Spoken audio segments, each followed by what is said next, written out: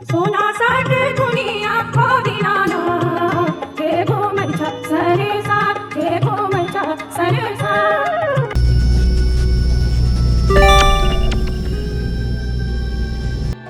क्या है बिहारियों के लिए छठ? थोड़ा बताइए ना हमारे लोगों को कि देश में बहुत बड़ा वर्ग हो जो इससे नहीं जानता होगा, उनके लिए दिवाली बहुत बड़ा त्योहार है। लोग दिवाली में घर आते हैं, बिहारी छठ में घर जाता है। समझिए कि हमारे लिए छठ हमारे लिए हमारा सम्मान है, हमारा घमंड है। क्योंकि छठ अगर कोई बिहारी है, और मुझे लगता है कि अगर वो छठ के बारे में नहीं जानता है, अगर छठ त्योहार भूल गया तो उसे बिहारी नहीं होना चाहिए।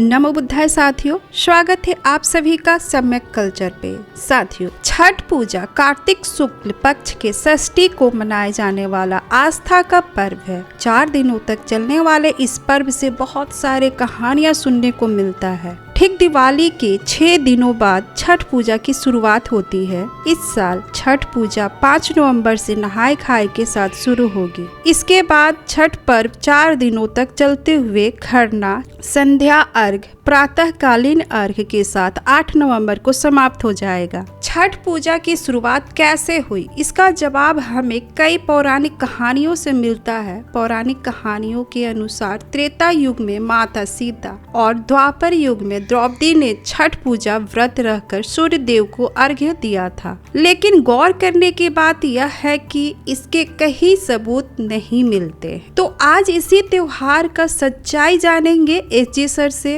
अंतिम समय तक आप वीडियो को देखते रहें। आखिर छठ त्योहार का क्या है सच्चाई? यह पर्व ब्राह्मणों की देन है या बौद्धों के पर्व पर इन लोगों ने कब्जा कर रखा है? साथ ही साथ हम यह भी जानेंगे कि क्या हमें इस त्योहार को भी मनाना चाहिए। चैनल पे नए हैं तो चैनल को सब्सक्राइब जरूर करें, साथ ही साथ बेल आइकन बटन को भी प्रेस करें, जिससे आने वाले नए धमाकेदार जानकारियों से भरपूर वीडियो का नोटिफिकेशन सबसे पहले आप तक पहुंचे।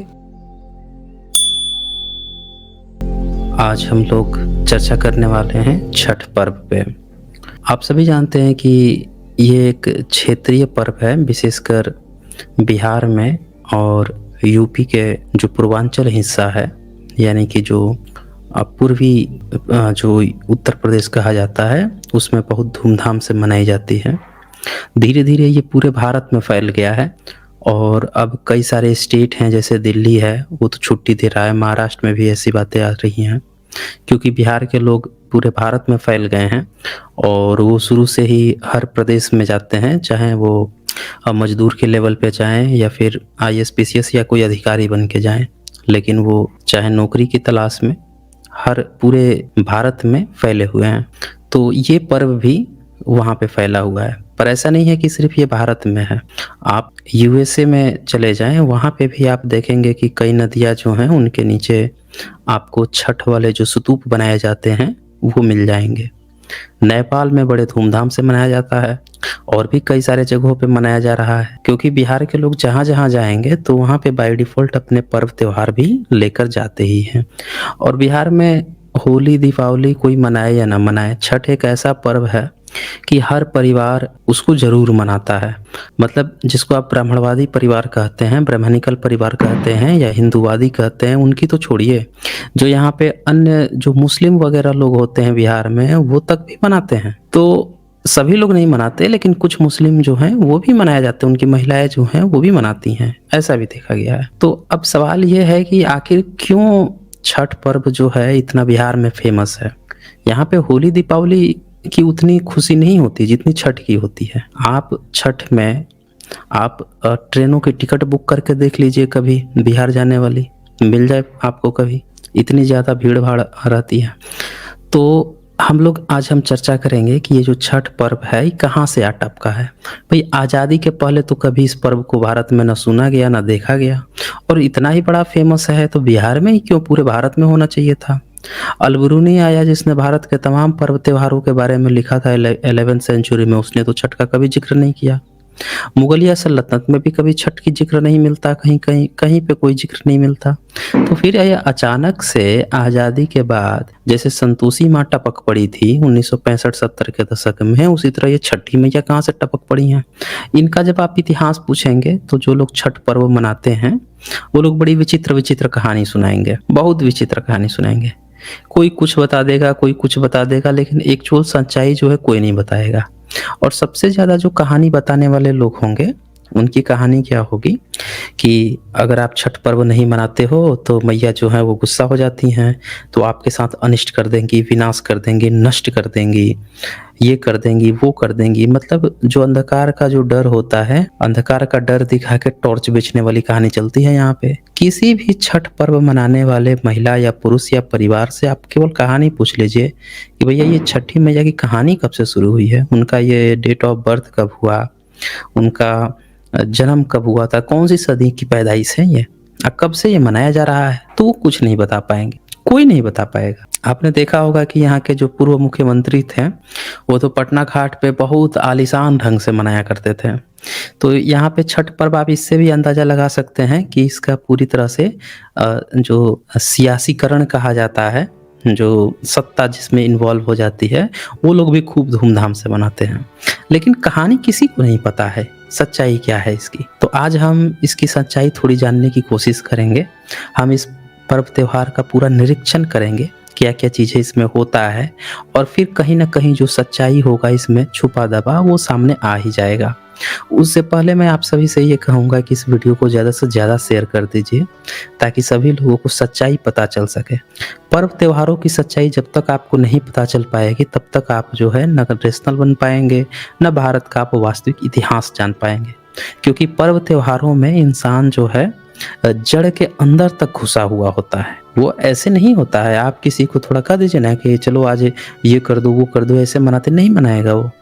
भाई भारत में आप देखें कि इस्लाम भी है, सिख भी है, और भी तो बहुत सारे रिलीजन हैं, बौद्ध है, जैन है, ये है, तो सबके पर्व तो नहीं मनाते, सब अपना अपना मनाते हैं। लेकिन छठ पर्व जो है इसमें बिहार में जो अन्य धर्म मजहब के लोग होते हैं वो भी बड़े प्यार से इसमें भाग लेते हैं, इस चीज को देखते हैं। आखिर इसकी क्या कहानी है, तो चले हम आगे बढ़ते हैं। अब थोड़ा सा हम उन चीज़ों को समझते हैं, देखते हैं कि छठ पूजा कैसे मनाया जाता है। तो सबसे पहले छठ पूजा जो है वो 3 दिन का पर्व होता है। वैसे देखा जाए तो टोटल 4 दिन इन्वॉल्व हो जाता है। अब पहले दिन तो शुरुआत इसको छठी मैया जो कहते हैं ना, छठी, दरअसल नाम भी इन लोगों को नहीं पता है कि नाम क्या है उस देवी का। जो तारीख होती है, जो डेट होता है, उसी के आधार पर ये लोग उस डेट को कुछ काम करते हैं और उसको ही वो देवी बोलने लगते हैं। और इसका कारण ये है कि इन लोगों को ये नहीं पता है कि वो कैलेंडर ही बौद्ध का है, और बौद्ध का कैलेंडर है तो पर्व त्योहार भी फिर बौद्ध का ही होना चाहिए। लेकिन हुआ क्या है, इसका कर दिया गया है ब्राह्मणीकरण। अब उसमें क्या आता है कि भाई पहला आता है, द्वितीय आता है, तृतीया। आपने सुना होगा अक्षय तृतीया, ये लोग तृतीया मनाने लगते हैं। तो भाई तीसरा दिन है तो तृतीया मनाने लगे। छठा दिन है जो पक्ष आ रहा है, 15-15 दिन का 2 पक्ष होता है, जो शक कैलेंडर है, भारत का नेशनल कैलेंडर जो है चैत वैशाख जेठ अषाढ़ वाला। तो अभी कार्तिक जो अमावस्या आई थी उसमें क्या हुआ था कि आपने दिवाली मनाई, और दिवाली के जस्ट 6 दिन बाद कहा जाता है कि 10 दशहरा, 10 दिन का दशहरा, 20 दिवाली, और उसके बाद 20 दिन बाद जो है दिवाली, 6वें छठ, यानी कि उसके 6 दिन बाद छठ।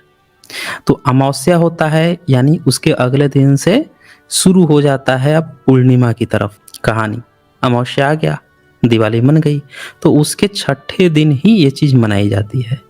अब खास बात यह है कि इन लोगों को पता नहीं है कुछ कहानी, तो वो जो छठा दिन है उसका ही नाम इन लोगों ने दे दिया है कि छठी मैया है। जैसे ये तृतीया को तृतीया मैया कह देते हैं, किसी भी डेट को ये कोई भी मैया बना देते हैं, उसी तरह से जो 6 तारीख है, 6 छठा षष्ठ जो कहा जाता है, उसी को इन्होंने देवी कह दिया, छठी कह के चल गया है कहानी।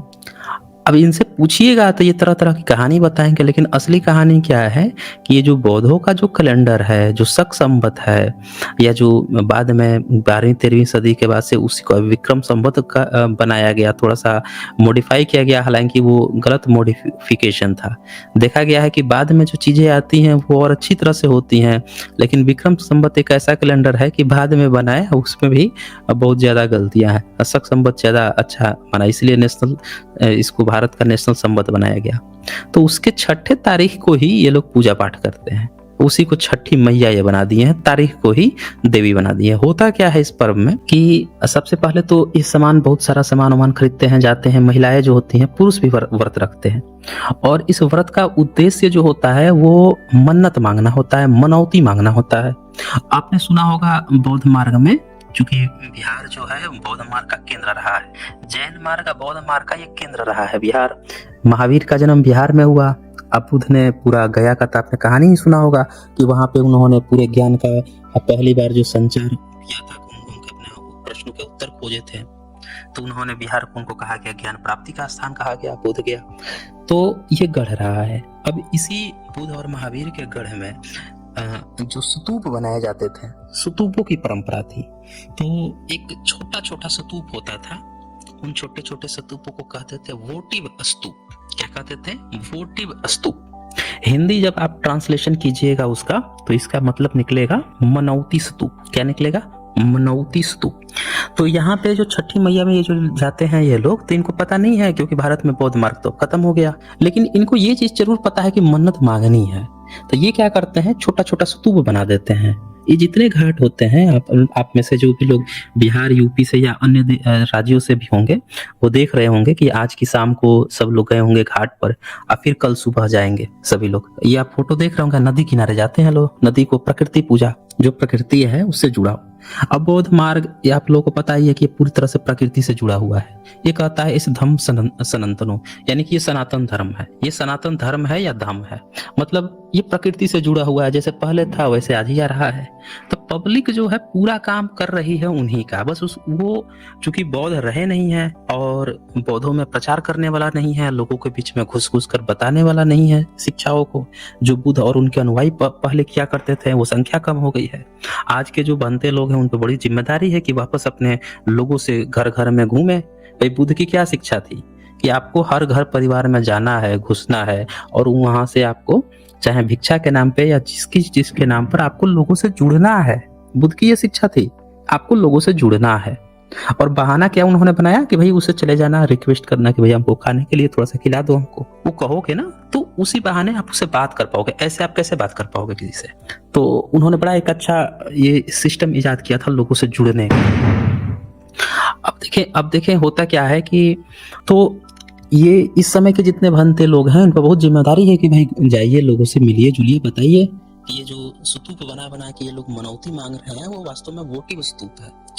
अगर वो नहीं है तो फिर इनको बताना पड़ेगा कि भैया इसमें कौन सा ब्राह्मण का ही पर्व है। ये एकमात्र ऐसा पर्व है दोस्तों जिसमें ब्राह्मण जो है पूजा पाठ नहीं करवाता है। इसमें आप देखें कि महिलाएं घर परिवार खुद से जाते हैं, नदी किनारे जाते हैं, वहां पे स्तूप बनाते हैं जो चौकोर स्तूप होता है, एक गोलाकार होता है, एक चौकोर होता है। तो ये चौकोर स्तूप बनाते हैं, स्टेप बाय स्टेप सीढ़ीदार बनाते हैं, और फिर उसके चारों बगल बैठ के जो महिलाएं होती हैं गीत वगैरह गाती हैं, और गाने के बाद से जो अच्छा मैं आप लोगों को पहले ये क्लियर कर दूं कि ये 3-4 दिन का पर्व कैसे है, तब आपको और अच्छे से क्लियर होगा जो लोग इस पर्व को नहीं जानते हैं। होता क्या है कि एक जो दिन होता है, आप लोगों को पटाखों की आवाज सुनाई पड़ रही होगी क्योंकि आपको पता है चारों बगल स्टेट के हर जगह मनाई जा रही हैं, तो हर जगह पाए जाते हैं लोग। तो उसमें क्या होता है कि लोग नहाए खाए होता है, नहाते खाते हैं, और उसके बाद से सुबह में अच्छा सा खाना, ऐसा खाना कि जिसको खाने के बाद से प्यास कम लगे, भूख कम लगे।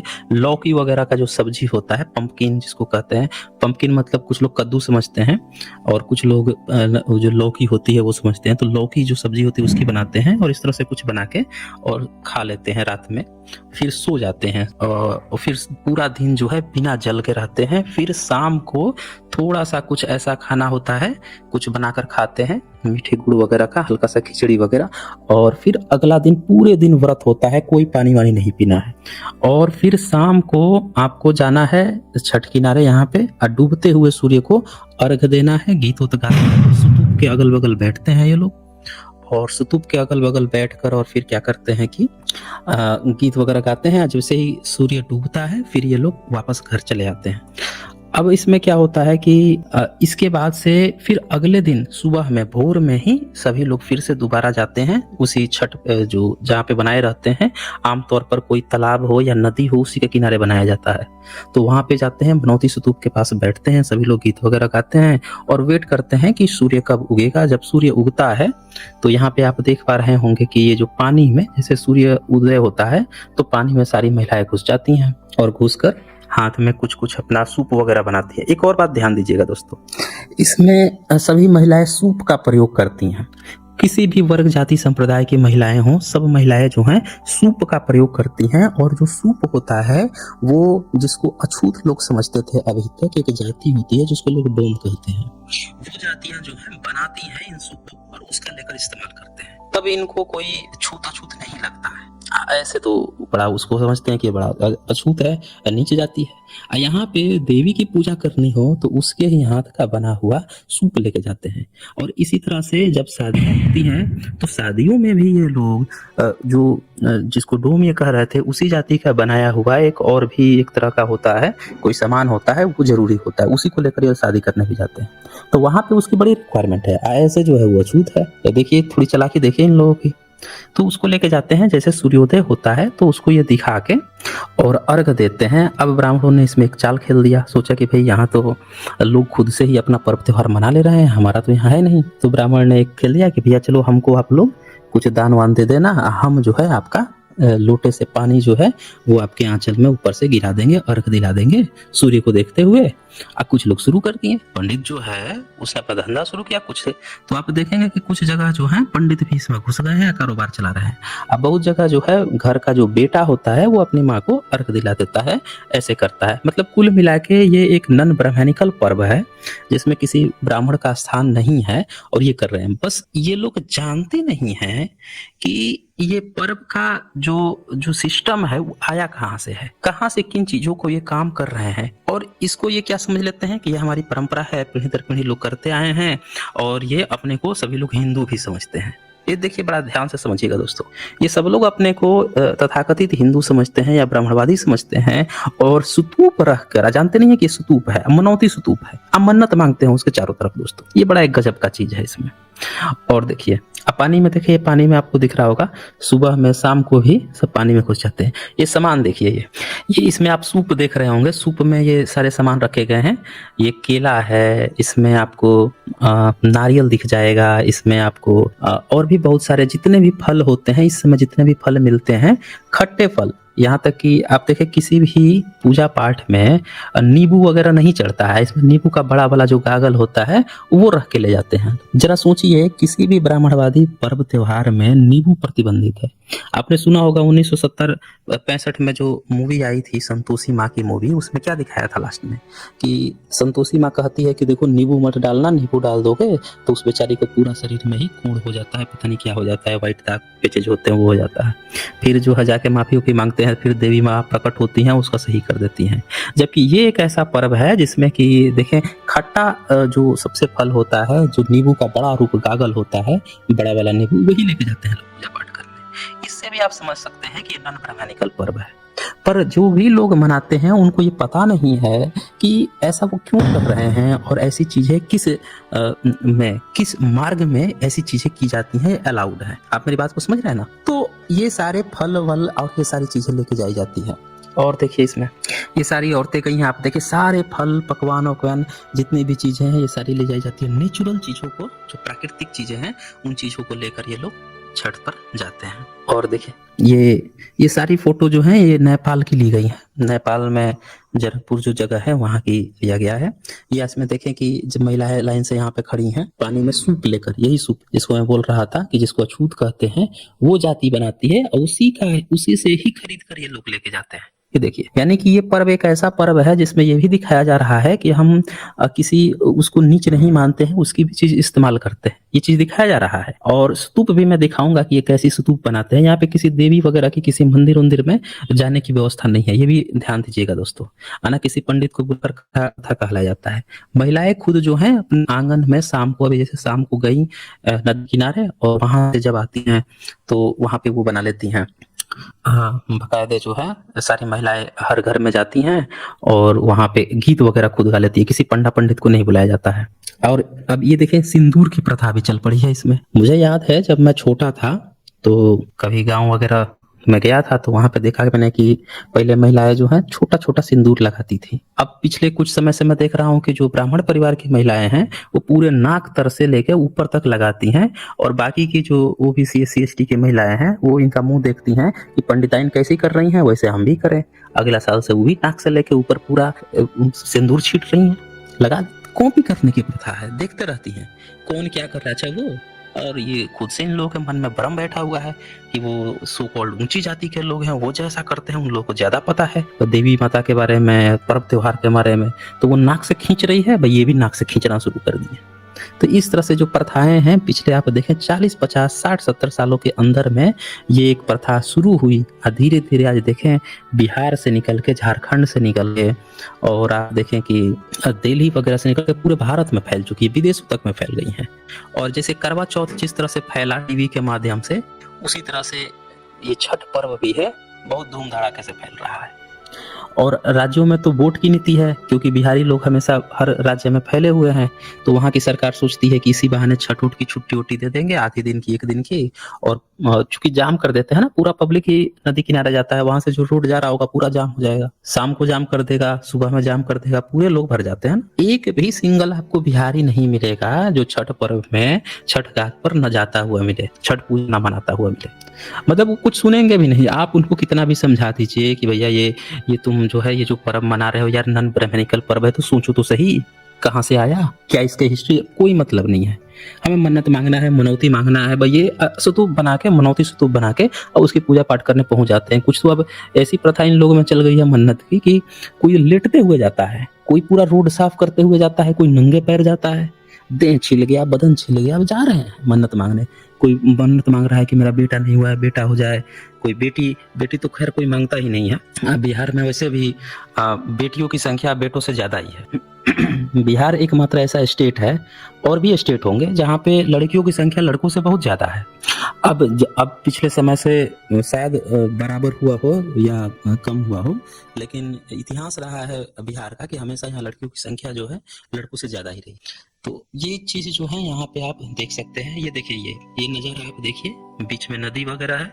घाट के एक ही तरफ नहीं दोस्तों, दोनों तरफ मनाया जाता है। कोई भी पौंड हो आप चले जाइए या कोई नदी हो, किसी एक तरफ नहीं मिलेगा आपको, दोनों तरफ, उस साइड के भी आएंगे, इस साइड के भी आएंगे, नदी को पूरा घेर लेंगे। और पटाखे, अब तो पटाखे लोगों के पास पैसे हैं, पटाखे फोड़ रहे हैं, फोड़ के पटाखे जो है पूरा नदी गंदा कर रहे हैं, पोल्यूशन फैला रहे हैं। किसको चिंता है उसकी, वो कोई परवाह भी नहीं करता है। वो पर्व है, मना रहे हैं, पैसे हो गए हैं तो फोड़े जा रहे हैं। ये सारी चीजें चल रही हैं, और ये सारे लोग जो हैं यहाँ पे घाट वाट चल रहे हैं, इस पर तो वो हो जाती है, इलेक्शन हो जाते हैं कि भाई जो पौंड है, जो नदी है, उसके नीचे कौन घाट बनाएगा, जो घाट बनाएगा उसको भैया हम वोट दे देंगे। ये सारी चीजें तक चल जाती है। लोग घाट बनवा रहे हैं, बड़े बड़े घाट बन रहे हैं। 1-2 दिन पहले सफाई उफाई करके सारे लड़के जो है बाकायदे मनौती स्तूप तैयार कर देते हैं कि भैया आइए यहीं पे मन्नत मांगेंगे लोग, महिलाएं। और ये आप यहाँ पे चित्र देख रहे हैं, ये है कोसी, इसको कोसी कहते हैं। ये गन्ने का आप ये ईख देख रहे होंगे, ये गन्ना है, ईख भी कहते हैं इसको। और इसमें जो है जोड़े में ये लोग बनाते हैं 12, 24 इस तरह से कोसी उठाते हैं।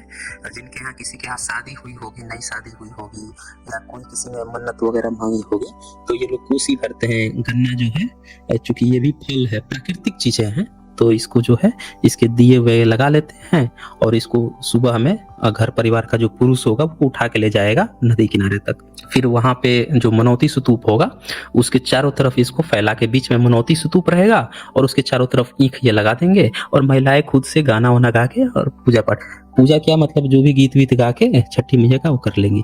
तो उन्हें नहीं पता है कि ये बुद्ध का मनौती स्तूप है, और उन्हें लेकिन इतना जरूर पता है कि ब्राह्मण को यहाँ पे नहीं बुलाया पूजा पाठ करने के लिए। दोस्तों ये सबसे एक खास यहाँ पे आपको अनोखी चीज देखने को मिलती है कि पूरे पर्व त्योहार में किसी भी हिंदू जो गॉडेस है, चाहे विष्णु हो, चाहे दुर्गा काली हो, या राम कृष्ण हो, या कोई भी हिंदू जो ब्राह्मणिकल जो गॉड है, उसको कोई भी याद नहीं करता इस पूरे त्योहार।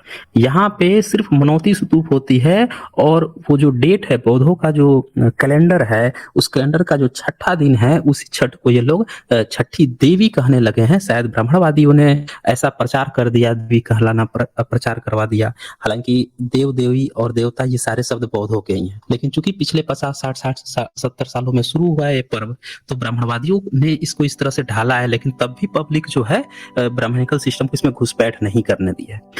तो ये आप यह देख रहे हैं, फिर इसको ले जाते हैं और इसी को ये मन्नत मांगना कहते हैं कि हमने मन्नत मांगी है।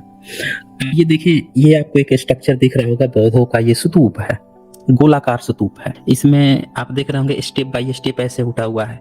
और यहाँ पे ये लोग जो बनाते हैं इसी तरह से चौकोर वाला भी बनता है। अब मैं थोड़ा सा आप लोगों को दिखाता हूँ। हाँ, एक और खास बात है यहाँ पे कि जो कोसी भरते हैं तो कोसी भरने में ना हाथी का भी एक कुम्हार जो है वो तरह तरह के ये दिए घड़े बनाता है, उसमें हाथी का भी बनाता है। और बहुत जगह पे ये देखा जाता है। देखिए मैं ये पढ़ के आपको सुना देता हूँ। यहाँ पे क्या लिखा है, अगर कोई व्यक्ति मन्नत मांगता है और वह पूरी होती है तो उसे कोसी भरना पड़ता है। यानी जो ईंख का जो जोड़ा है 12, 24 इस तरह की चीज है, जोड़े में किसी कोसी भरना शुभ माना जाता है। सूर्य षष्ठी की शाम में छठी मैया को अर्घ्य देने के बाद घर के आंगन, छत या फिर नदी के किनारे पर कोसी की पूजा की जाती है। इसके लिए कम से कम 4 या 7 गन्ने का मंडप बनाया जाता है। लाल रंग के कपड़े में ठेकुआ, फल और कपाल केराव रखकर गन्ने के मंडप के ऊपर बांधा जाता है। उसके अंदर मिट्टी के बने हाथी को रखकर उस पर कलश रखकर पूजा की जाती है। ये ध्यान दीजिएगा दोस्तों, मिट्टी के बने हाथी को, यहाँ हाथी बनाया जाता है। सोचिए यहाँ गणेश उनेश नहीं है, हाथी बनाया जाता है। और आप सभी जानते हैं कि हाथी जो है वो बौद्ध मार्ग का सबसे जो पवित्र चीज कही गई है, पवित्र पशु माना गया है, वैभव का प्रतीक माना गया है, राजसी प्रतीक माना गया है। राजा महाराजा जो है हाथियों पर ही बैठकर लड़ाई करते जाते थे।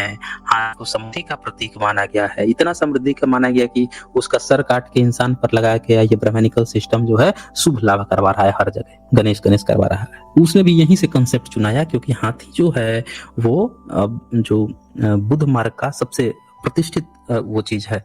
तो यहाँ आप देखें कि कोई भी देवी देवता नहीं आया कौन, तो हाथी आया, एलिफेंट यहाँ, और उसके ऊपर रहकर इसकी पूजा करवाए हैं।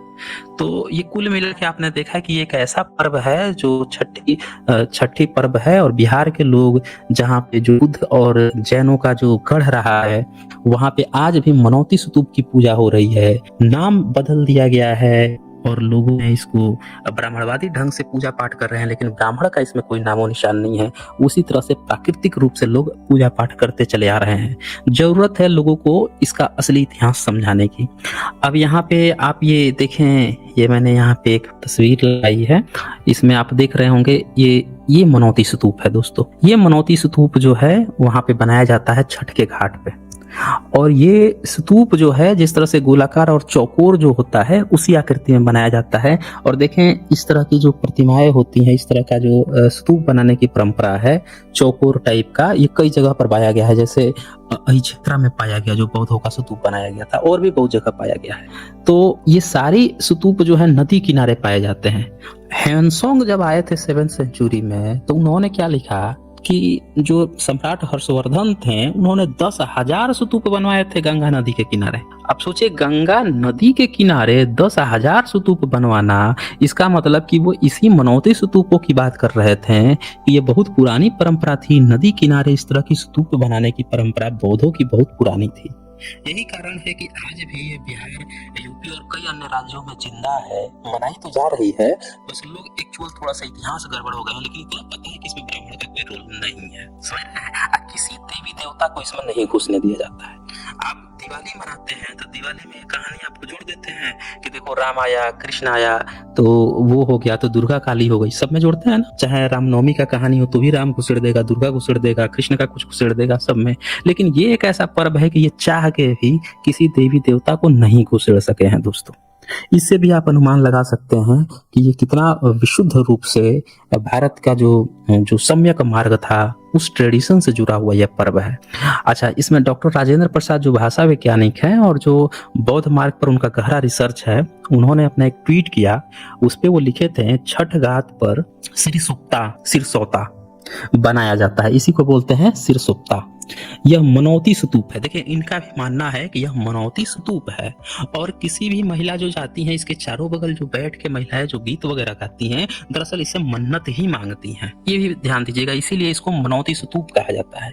और इसीलिए यहाँ पे न कोई हनुमान है, न कोई रामकृष्ण है, कुछ भी नहीं है, सिंपल एक स्तूप बनाया जाता है। और क्या है, सिरसौता जो है वह श्री स्तूप का लोक रूप है।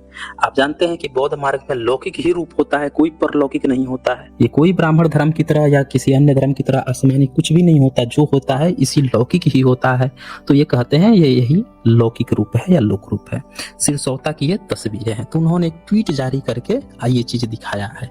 इससे भी आप लोगों को अनुमान लग गया होगा कि देखें जो इतिहासकार लोग हैं, जो भाषा वैज्ञानिक हैं, उनका भी मानना यही है। अच्छा, इसके बाद उन्होंने एक और ट्वीट किया है, वो भी मैं आप लोगों को दिखा देता हूँ। उसमें वो कहते हैं कि छठ मूल रूप से बिहार, पूर्वी उत्तर प्रदेश और नेपाल के तराई क्षेत्र का पर्व है। नेपाल के तराई क्षेत्र आपको पता ही है, आज जो बुद्ध का जो लुम्बिनी वाला जो क्षेत्र है, बुद्ध का जो जन्म हुआ था रास्ते में, वो क्षेत्र आज की डेट में नेपाल में है। उस समय जम्मू द्वीप में था, लेकिन आज की डेट में नेपाल में है। तो वहाँ के क्षेत्रों में भी ये मनाया जाता है। इससे भी आप अनुमान लगा सकते हैं। और देखें, ये पूरा इलाका वही है जहाँ गौतम बुद्ध पैदल घुमा करते थे। सुन लीजिए ध्यान से। आश्चर्यजनक रूप से छठ के प्रसाद के रूप में जो ठेकुए या अगरवट्टा बनाए जाते हैं, ये आप देख रहे हैं ठेकुआ वगैरह, और वहाँ पे खास्टा ठेकुआ ये सब बनाया जाता है, खजूर बनाए जाते हैं। तो वहाँ पे ये आप ध्यान से फोटो को देखेंगे तो इसमें देखिए धम्मचक्र बनाया गया है। गिन लीजिए, काउंट कर लीजिए, 1 2 3 4 5 6 7 8 8 जो ये बनाया गया है, जो तीलियां होती हैं उस तरह का अष्टचक्र जो बनाया जाता है, धम्मचक्र जो बनाया जाता है, वो आज भी ये लोग उस पर उखाड़ते हैं।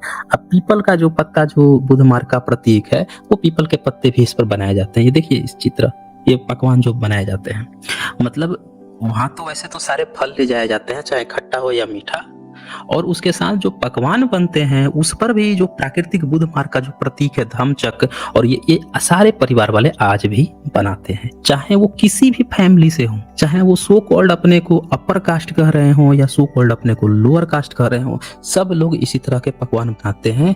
बस ये लोग जानते नहीं है भारत का असली इतिहास, कि भाई यहाँ पे जो है ये जो बुद्ध मार्ग है उसी का ये मनौती स्तूप है, उसी से मन्नत मांगने सभी लोग जा रहे हैं। बस ये एक्चुअल हिस्ट्री भूल गए हैं।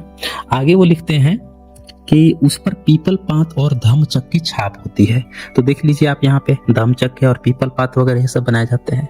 तो बिहार के जो भी लोग हैं वो इस चीज को देखें, समझें कि ये भारत का इतिहास है, ये भारत की हिस्ट्री है, और हम लोग जाने अनजाने में या कोई भी देश प्रदेश हो, सभी लोग मना तो रहे हैं, बस एक्चुअल हिस्ट्री जो है वो नहीं जान पाए हैं। अब कुछ लोग कहेंगे कि यहाँ पे क्या इस पर्व त्योहार को मनाना चाहिए या नहीं मनाना चाहिए आज की डेट में। ये तो था हिस्टोरिकल पॉइंट कि चलो मना रहे हैं, भले ही नॉन ब्राह्मणिकल है, लेकिन ठीक है, सम्यक मार्ग से जुड़ा हुआ पर्व है। तो क्या आज की डेट में इसको मनाना चाहिए या नहीं मनाना चाहिए, ये सवाल है। आपको क्या लगता है साथियों, क्या आप बताना चाहेंगे? उम्मीद करती हूँ हर बार की तरह इस वीडियो से भी आप सभी को भरपूर जानकारी मिली होगी। तो इसी तरह आप सभी अपना प्यार बनाए रखें और वीडियो को लाइक और शेयर कर हमें सपोर्ट करें, ताकि छठ पर्व का क्या है सच्चाई हर घर तक पहुँचे, क्योंकि लोग किसी भी त्योहार का असल सच्चाई के तह तक पहुँच सके। छठ पर्व का जितने भी एविडेंस ऐसे सर ने यहाँ दिखाया, उससे तो यही पता चलता है कि यह पर्व बुद्धिस्टों का है, जिसका ब्राह्मणीकरण कर दिया गया है। तो मिलते हैं नेक्स्ट एपिसोड में नए जानकारियों के साथ। नमो बुद्धाय।